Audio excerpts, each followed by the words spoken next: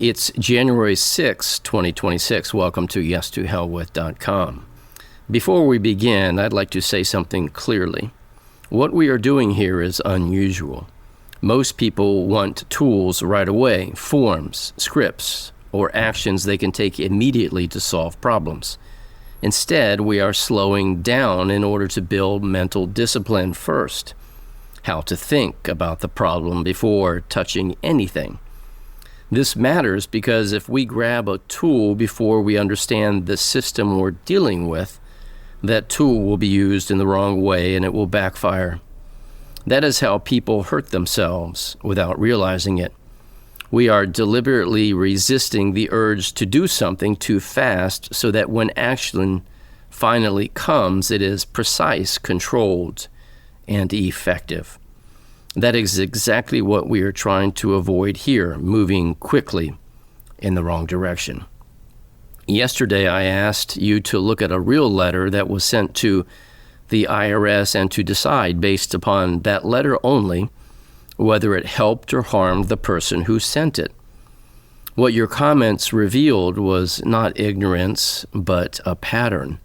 Most people are still trying to solve this problem by fixing status.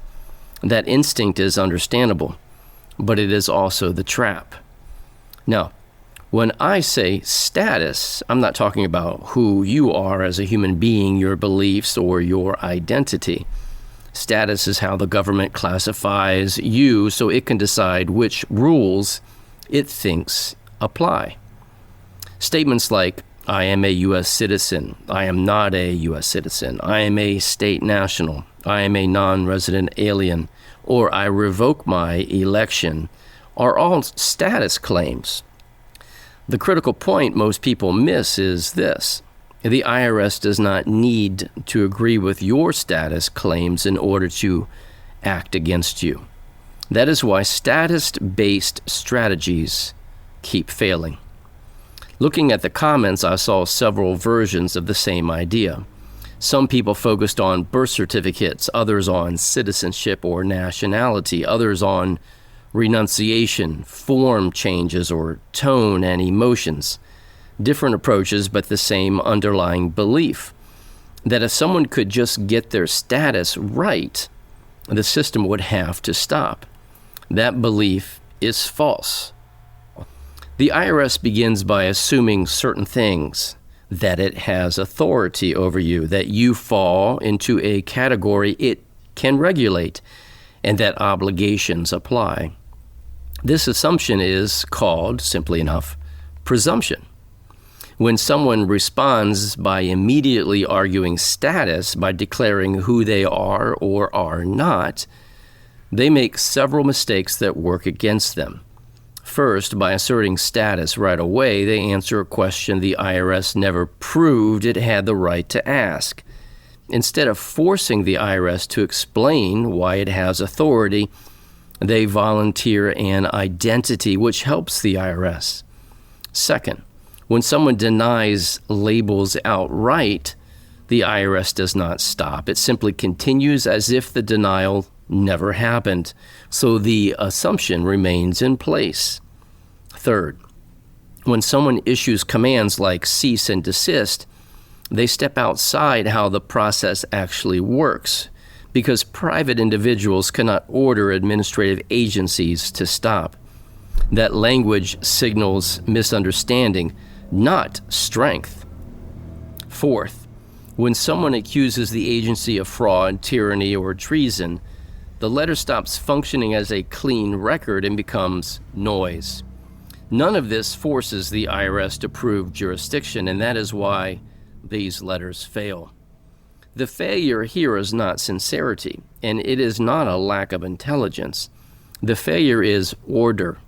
The writer tried to solve the problem by declaring who he was instead of forcing the IRS to prove why it has authority at all. That sequencing mistake is what traps people and keeps the system moving against them. At this point, many of you are asking, so what should I say instead? And I'm asking you not to ask that question yet. If I give you a response now, many people will copy it without understanding it and then use it the wrong way. That is how people get hurt. We are doing this correctly, even if it feels slow. Instead, approach this in a disciplined way. I'm asking those of you who own a copy of the Liberty Dialogues to use it as a framework, upload it into ChatGPT as a diagnostic tool, not as a problem solver. And then ask ChatGPT to examine the letter through that Liberty Dialogues framework. Ask where the letter helped the IRS by answering too quickly, where the letter assumed authority instead of challenging authority, and where the letter turned what should have been a clean record into noise.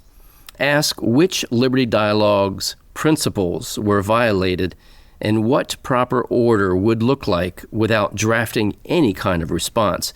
Do not ask for a replacement letter. Do not ask how to win against the IRS.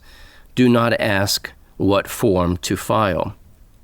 This exercise is not about finding a solution. This exercise is about learning how to recognize failure before failure causes us harm.